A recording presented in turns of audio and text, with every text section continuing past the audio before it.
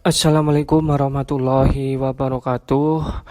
Oke teman-teman, ketemu lagi di channel Sinau ASN. Pada kesempatan kali ini kita akan coba bahas lagi prediksi soal-soal kompetensi manajerial P3K tahun 2023 untuk teman-teman yang ingin mendaftar pada formasi guru maupun formasi non-guru.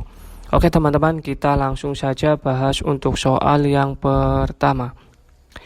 Di kantor Anda menemukan beberapa inventaris kantor yang rusak dan hanya Anda yang mengetahuinya.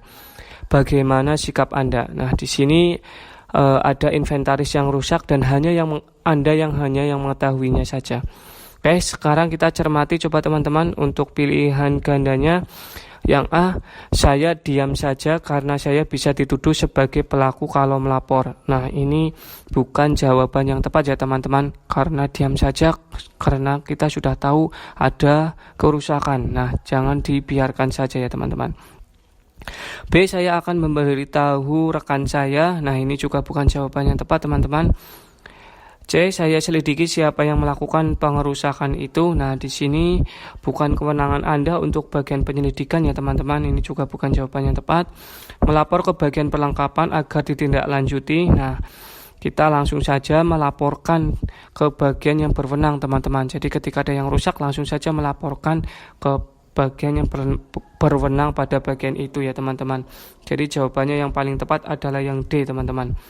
Karena saya sedang sibuk, nanti saya saja dipikirkan. Nah, ini juga bukan jawaban yang tepat. Langsung saja untuk soal yang nomor 2. Demi kelancaran acara esok hari, divisi saya diminta kerja lembur. Padahal saya sudah berjanji untuk mengantar ibu saya ke dokter. Yang seharusnya saya lakukan adalah, kita cermati dulu teman-teman, karena kita sudah berjanji kepada orang tua atau apalagi ini ibu ya. Jadi tetap kita utamakan dulu ibu karena sakit ke dokter, terus habis itu kita berangkat lagi untuk lembur ya teman-teman, seperti itu. Sekarang kita cermati untuk jawaban poin-poinnya ya teman-teman. Yang A, pulang dan teman-teman tidak mengetahuinya. Ini bukan jawaban yang tepat ya teman-teman. Pulang lebih cepat dengan pura-pura sakit. Nah, ini tidak jujur teman-teman. Bukan jawaban yang tepat. Mencoba menghubungi ibu saya dan mengatakan saya akan sedikit terlambat. Ini karena lembur ya teman-teman. Belum tentu ini juga lemburnya sebentar. Nah, makanya ini juga bukan jawaban yang tepat teman-teman. Ini sudah bagus tetapi masih ada poin yang lebih tinggi lagi. Lembur sampai pekerjaan selesai. Nah, ini karena sudah berjanji dengan ibu, ini juga bukan jawaban yang tepat ya teman-teman. Meminta izin kepada atasan untuk mengantar ibu saya sebentar lalu kembali bekerja. Nah, ini adalah jawaban dengan poin tertinggi teman-teman, yang E.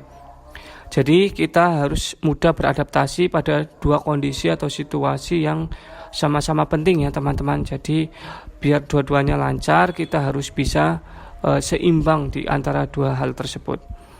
Oke, langsung saja untuk soal yang nomor 3.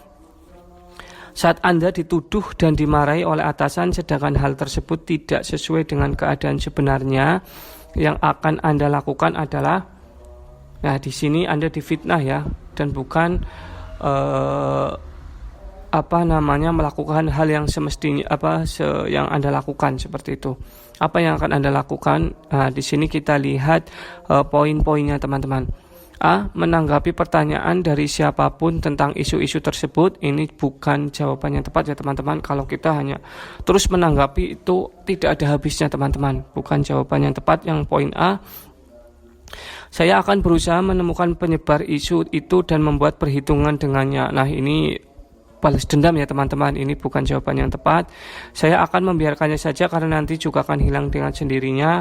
Nah, ini kita juga harus bisa berklarifikasi ya teman-teman, karena itu bukan hal yang Anda lakukan. Jadi jangan pasrah saja. Yang C juga bukan jawaban yang tepat.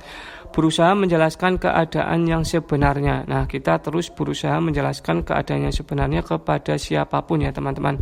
Jadi supaya tuduhan dan hal-hal yang dituduhkan ke Anda itu tidak benar ya. Jadi jawaban poin tertinggi adalah di poin yang D, meminta pertimbangan teman dekat saya. Nah, ini juga bukan jawaban yang tepat teman-teman. Lanjut soal nomor 4. Pada sekolah tempat Anda bekerja, Anda sering berinteraksi dengan rekan guru lainnya. Suatu ketika, salah satu rekan guru Anda menjadi topik perbincangan antara guru-guru lain di sekolah tersebut karena guru tersebut tidak memberikan nilai yang sesuai dengan kemampuan yang dimiliki siswa. Menyikapi hal tersebut, apa yang akan Anda lakukan pada rekan Anda? Nah, ini kita ada kasus tentang guru-guru yang memberikan nilai tidak sesuai dengan kemampuan yang dimiliki siswanya. Artinya tidak objektif ya teman-teman. Nah, kita lihat untuk poinnya. Yang A, mendiamkan hal tersebut karena urusan masing-masing. Nah, ini acu tak acu, ini juga bukan jawaban yang tepat ya teman-teman, yang A. B, menyampaikan pada waka kesiswaan dan kurikulum agar tidak terjadi kesalahpahaman. Nah, kita langsung pasrahkan saja kepada bagian pemimpin ya. Di sini disebutkan adalah kesiswaan dan kurikulum ya, teman-teman. Supaya nanti tidak berlarut-larut masalahnya. Jadi poin tertingginya ada di poin yang B ya, teman-teman. C, menyampaikan secara langsung tanpa basa-basi. Nah, ini bukan jawaban yang tepat. Menyampaikan dengan baik dengan guru-guru lainnya. Ini juga bukan jawaban yang tepat. Ini walaupun poin bagus ya teman-teman. Membicarakan permasalahan ini secara baik-baik saat saya dan rekan guru tersebut mengobrol dan sharing santai. Nah, ini sama nomor D dan E, poinnya membicarakan dengan baik-baik. Tetapi ini bukan jawaban yang tepat ya teman-teman.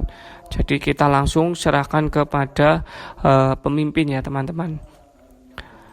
Nomor 5, siswa-siswi peserta Olimpiade Sains Nasional atau OSN dari sekolah Anda gagal meraih skor tinggi dalam uji coba OSN. Sebagai pendamping OSN, apa yang akan Anda lakukan? Nah, di sini uji cobanya nilainya bukan skor yang tertinggi teman-teman. Apa yang akan dilakukan? A, saya merencanakan, menyiapkan, dan menyelenggarakan latihan lebih intensif bagi peserta didik untuk mengikuti OSN pada waktu berikutnya. Nah, ini kan belum OSN ya teman-teman. Jadi kita walaupun gagal ya teman-teman, ketika gagal kita harus segera merancang dan bangkit, merencanakan, menyiapkan, dan menyelenggarakan latihan lebih intensif lagi, lebih kuat lagi, tidak pantang menyerah.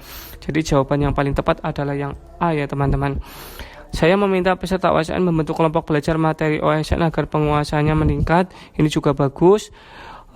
Tapi di sini kan apa yang akan Anda melakukan ya. Nah, di sini bukan jawaban yang tepat. Saya meminta alumni OSN untuk mengajari para peserta tentang cara menjawab soal OSN. Ini juga sudah bagus.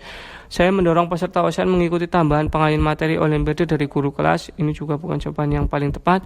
Saya mengarahkan orang tua peserta untuk lebih memotivasi anak mereka agar lebih giat belajar dalam persiapan OSN.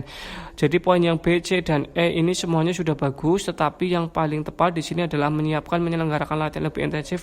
Nah, itu sudah mencakup poin yang B, C, dan E ya teman-teman. Itu teman-teman yang bisa kita bahas untuk soal-soal pada kesempatan kali ini.